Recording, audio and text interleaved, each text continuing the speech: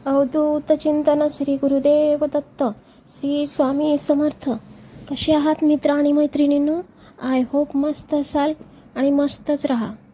तर मैत्रिणींनो, हे सर्व पितरी अमावस्येचे नाही, सर्व पितरी श्राद्ध दिवसाचे श्राद्धाचे 15 दिवस संपत आलेले आहेत. आता फक्त 4 ते 5 दिवस राहिले. 14 तारखेला हे श्राद्धाचे दिवस संपवणार आहेत. तर बऱ्यापैकी सर्वांचे श्राद्ध घालून झालेले असणारच आहेत. आणि पुढील आपले नाही का दसरा काढण्याचे हे ते दिवस चालू होणार आणि चालू झालेले हे आहेत बऱ्यापैकी सर्वांचेच.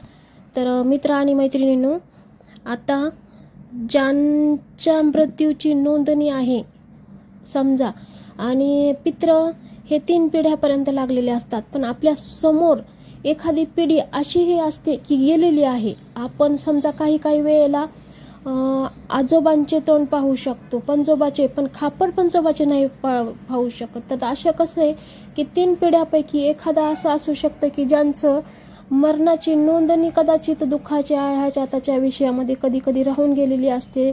आणि असंही असतं की कुठंतरी दुःखाचं सावट अतिशय जास्त असल्या कारणाने दुर्लक्ष होतं, काही गोष्टींकडे दुर्लक्ष होतं, कारण ते दुःख म्हणजे भयंकरच असतं.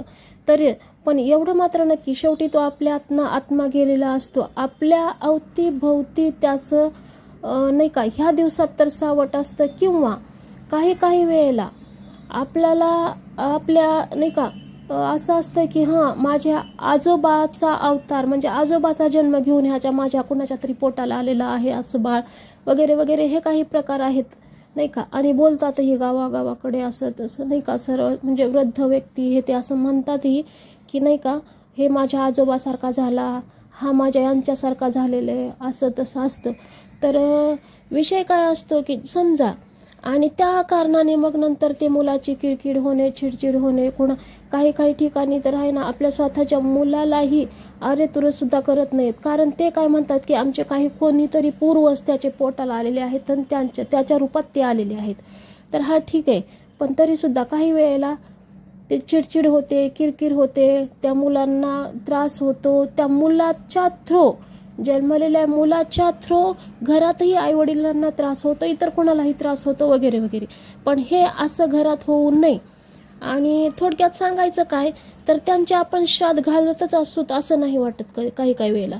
तर आणि ज्यांचे कुणाचे आता थोडक्यात सांगायचा उद्दिष्ट असं आहे की ज्यांचे समजा ज्यांना पित्र घालण्याचा अडथळा निर्माण झालेला असतो अशा कारणाने, किंवा ज्यांची तारीख निश्चित नसेल, त्यांनी हे श्राद्ध कधी घालावे, त्यांनी श्राद्ध कधी घालावे, ज्यांना की तारीखच माहीत नाहीये, पंजोबाची असेल, खापर पंजोबाची असेल, आजोबाची असेल, नाहीतर अजून कुणाचीही असेल, की काही कारणास्तव त्यांचं मृत्यूपत्र तुम्ही बनवलं गेलं नसेल, त्यांची नोंदणी झालेली नसेल, आणि काही वर्षांनी काही कालानंतर तुम्हाला त्यांचा विसर पडला असेल, पण त्यांचा जो पितृदोष आहे तो जर तुम्हाला लागत आहे, किंवा तुम्हाला जर त्याचे पितृदोषाचे भोग तुम्ही भोगत आहात, काहीतरी परिणाम जाणीव करून देत आहेत, सुखी संसारात काहीतरी वादळ, चिडचिडपणा वगैरे वगैरे असं तसं काही घडत असेल, तर मित्रमैत्रिणींनो, ह्या सर्वांना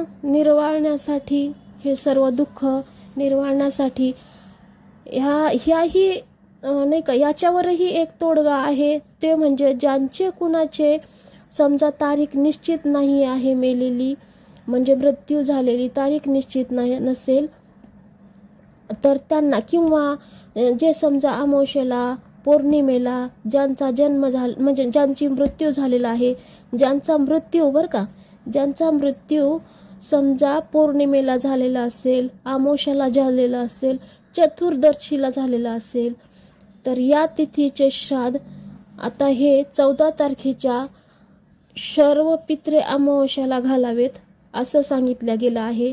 आणि असं केल्याने, सर्व पित्री अमावस्याला घातल्याने, या दिवशी आपले पित्र अगदी संतुष्ट होऊन याच दिवशी लागलीच ते स्वर्गात परत जात असतात. कारण 14 तारीख ही लास्ट दिवस आहे, त्यानंतर जल्लोषाचा उत्सवाचा सण साजरा होतो. आणि त्यामुळे ह्या महालय अमावस्येला म्हणजे नाही का पितृमोक्ष देणारी, दर्पण श्राद्ध करणारी ही पितृ अमावस्या आहे, सर्व पितरी अमावस्या आहे. त्या दिवशी सूर्यग्रहणही असतं आणि पितरांना शेवटचा निरोप देण्याचा हा दिवस असतो. आता हे 15 दिवस खास करून पितरांसाठीच होते, पण ज्यांना माहिती आहेत तारखा त्यांच्यासाठी त्यांनी नियोजनबद्ध सगळं केलेलं असतं. त्यांची एक ठरलेली तिथी असते, तिथीप्रमाणे सगळं करतही असतात. पण ज्यांचं समजा कुठल्या दुःखात किंवा कुठल्या विषयात कुठे ना कुठं काहीतरी, तर कसे एवढे सगळे आपण सण साजरे करतो, एवढं सगळं आपण व्यवस्थित म्हणजे नाही का सगळं काही करत असतो आपण, पण हेही करणं तेवढंच का आपलं कर्तव्य समजावं सर्वांनी, की ज्यांचं समजा ज्यांना की त्यांना एक वेळ करून पण पाहायचं, जरी करत नसले तरी करून पाहायचं आहे की नाही का. आपल्याला आपल्या संसारात आपण फार धावपळ करतोय, दगदग करतोय, पण काय करू दे, काही करू दे, त्यात नाही का की मनाजोगं काही घडतच नाहीये, मनासारखं काही होतच नाहीये. मुलं चिडचिड करतात, वेगळ्या विषयाला बळी पडतात, नको तिथं काहीतरी घडतं, घरामध्ये चिडचिड होते, नवरा बायकोचं नाहीये, हे होत नाही ते होत नाही. या दिवसामध्ये फार तणावपूर्ण असतं नाही का, असं काही घडतं.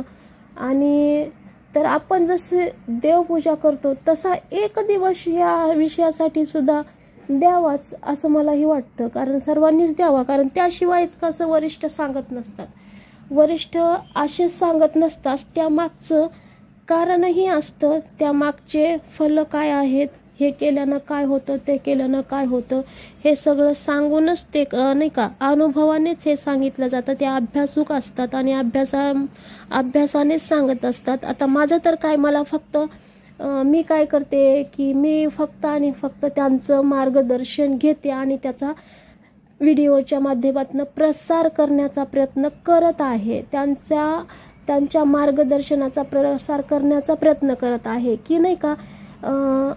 कसं आहे त्यातनं सुद्धा पुण्य मिळतं. आज मान्य आहे माझं थोडंसं आता कसं आहे थोडं मोडक्या तोडक्या शब्दामध्ये सांगितलं जातं, पण समजून घेणाऱ्यांना ते समजेलही, कारण कसं सर्वांनाच हे कठीण आहे की सर्वांनाच बैठकी अटेंड करणं शक्य नाहीये, सर्वांनाच कुठल्या केंद्रात जाऊन वेळ घालवणं शक्य नाहीये.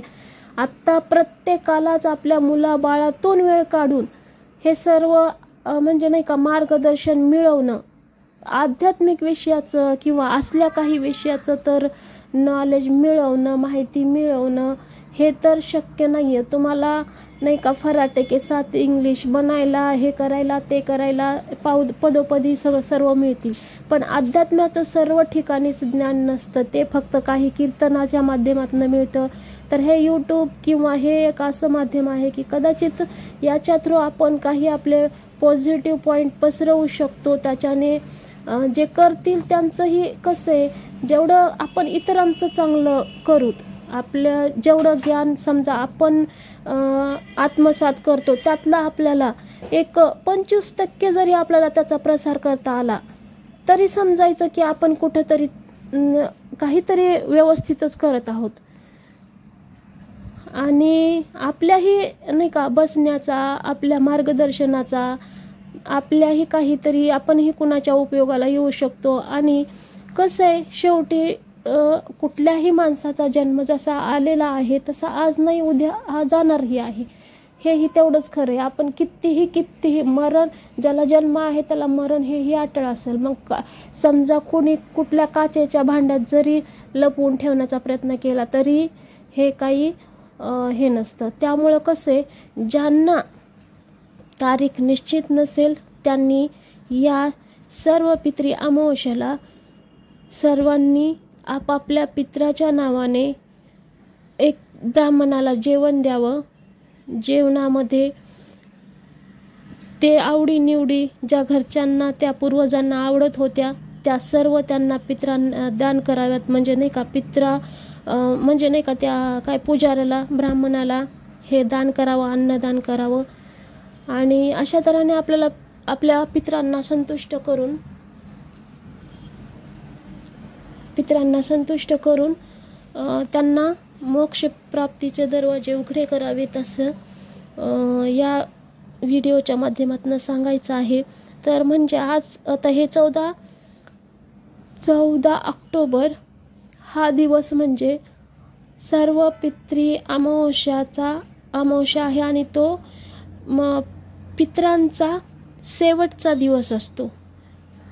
कसे की पृथ्वीवर 14 तारीख ही पितरांची शेवटची तारीख असणार आहे. त्या दिवशी आलेला आहे शनिवार. तर या दिवशी खास करून शनिवार आलेला आहे.